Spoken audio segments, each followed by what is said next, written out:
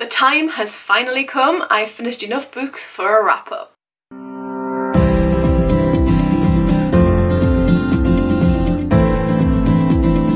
Hello everyone, it's Rebecca here, welcome back to my channel, or if you're new here, hi, how you doing?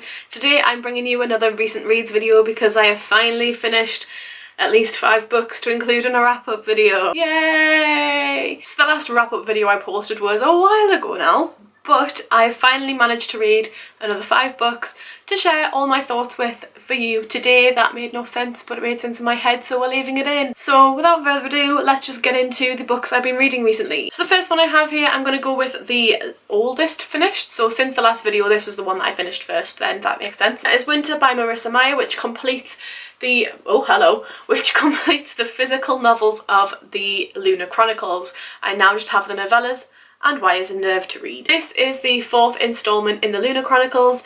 This one follows the whole of the team from Cinder, Scarlet and Cress, as well as Princess Winter, as they kind of tie up the loose ends of what's been going on in the Lunar Chronicles. I can't really say much more than that because it is the 4th instalment, but what I can say is that I gave this one a 3 to 3.5 out of 5 stars. I was very much let down by this, and I don't know if it's because of how long it took me to read it, but I found myself struggling so much to get through this, and it got to the last 200 pages and I was full on ready to DNF this bad boy. An 800-page whopper, and I got to like 600 pages and I was like, I'm done. I'm unhauling the whole series. I'm sick of it. I'm done. And I'm so pleased I didn't. So the last 200 pages just flew by for me. I did really enjoy this. I have tabbed just a few little bits. So there was a quote actually that kind of made me tear up a little bit, and that was after the point of where if I had DNF'd it, I wouldn't have got to this. And this kind of sums up for me the series, and the quote is, "Broken isn't the same as unfixable." I feel like that just sums up the whole of the character dynamics in this, right from Cinder at the very start, to her family, to her newfound family, to Princess Winter at the end. It almost made me cry, because the two characters that were having that conversation where that was said were 2 characters that meant a lot to me in this series. But overall, I did give this a 3 to 3.5 out of 5 stars. I enjoyed the character development for a lot of the characters. There were some of them that I just didn't like, and there were some characters that I just didn't like, but I did feel like this 600 pages before the last 200 could have been chopped down so much, because so much happened and so much didn't need to happen. It just felt like Marissa Meyer had put all of her ideas that were in her head into this book, and some of them did not need to be there. That is why I knocked it down a couple of stars. Next up on the pile, this one is just on the top of the pile. I have a pile behind me. This one I gave a 4 stars, and that is The Doors of Eden by Adrian Tchaikovsky, which was kindly sent to me by the publishers. So thank you so much to the publishing team for sending this my way. I really enjoyed this one. This one follows Mal and Lee, and they are paranormal enthusiasts. They like to look into the unknown, look into the little bit spooky, the little bit weird, a little bit too much. And one day they go to Bodmin Moor, and one of them comes home, the other one disappears. So we flash forward 4 years. That is a mouth, that is a tongue teaser. Oh my god, my words.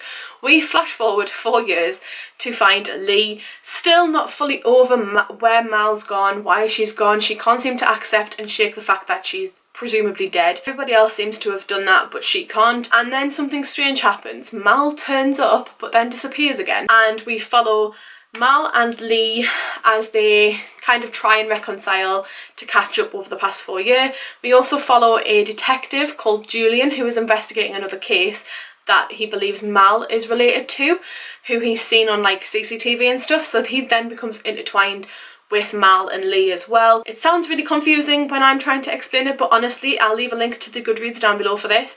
I would highly recommend that you pick this up if you're a massive sci-fi lover. So this intertwines a lot of sci-fi jargon, like encyclopedic facts and things like that.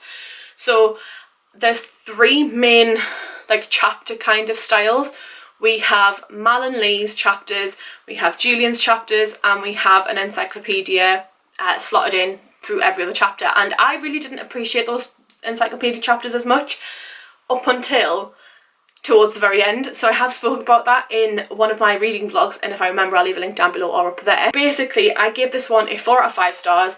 I do feel that if you really like sci-fi and you like the intricately woven style of sci-fi, this is for you. If you prefer the more fantastical elements of sci-fi, I would go into this a little bit more cautiously, take some precautions, get a notepad for notes if you need it, sticky tab it. I, as you can see, have sticky tabbed it. I really did enjoy some of it. Quite humorous in parts.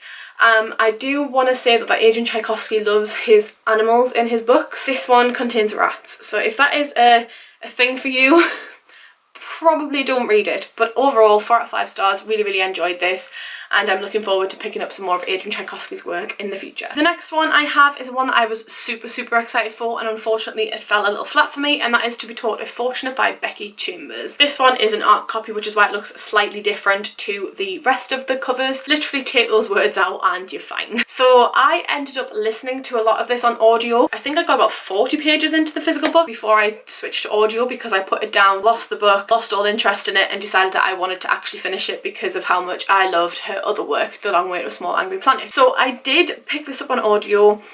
I don't think it was the fact that it was audio that ruined it for me. I think it was more because I was expecting so much more than what it is. It is literally a diary entry of somebody who lives in space, in a spaceship. Not in a spaceship, in a space shuttle.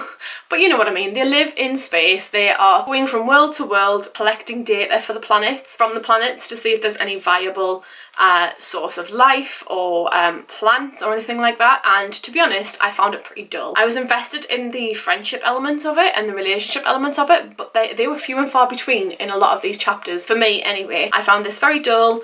Did not enjoy it as much as I thought I would. It was a 2.5 stars. Next up we have another audiobook listen, which means that this was a fairly heavy audio month for me, and that is Daisy Jones and the Six by Taylor Jenkins Reid. This one is another 3-star read for me. I found this very meh. It was alright. It wasn't anything to shout home about. I did not like Daisy at all as a main character. As a side character, I think I still would have hated her. I did feel for Billy a lot in this situation, and I liked a lot of the side characters. I just really didn't like the main character, which makes it very, very difficult to listen to the full audiobook, because obviously it's Daisy Jones and the Six, so it's heavily centred around Daisy Jones. So for those of you who don't know, Daisy Jones and the Six follows this band, the Six, as they gain a new member, Daisy Jones, and it is set very roughly based in the 70s to 60s to 70s, I believe, and we follow their band as the band kind of starts out from nothing and works their way up the ladder. Daisy Jones is introduced and it just kind of explodes. The band takes off.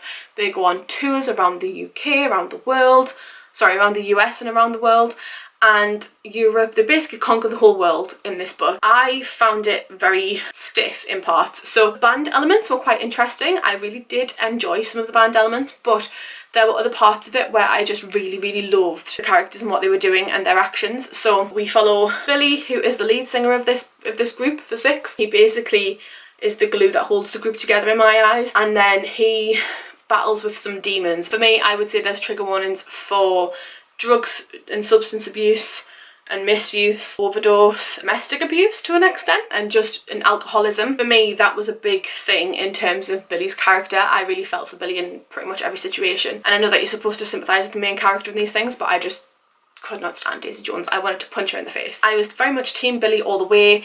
I really, really loved Karen as a side character. I loved Billy's wife, and the interviewer at the end, I was very surprised that was who the interviewer was. Yeah, I think a lot of people were very surprised at who the interviewer turns out to be.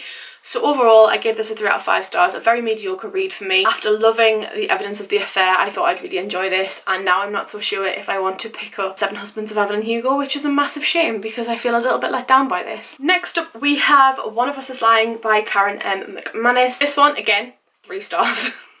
Like, very mediocre reading for me, I think, to be honest, other than that one and that one. 3 stars for this one.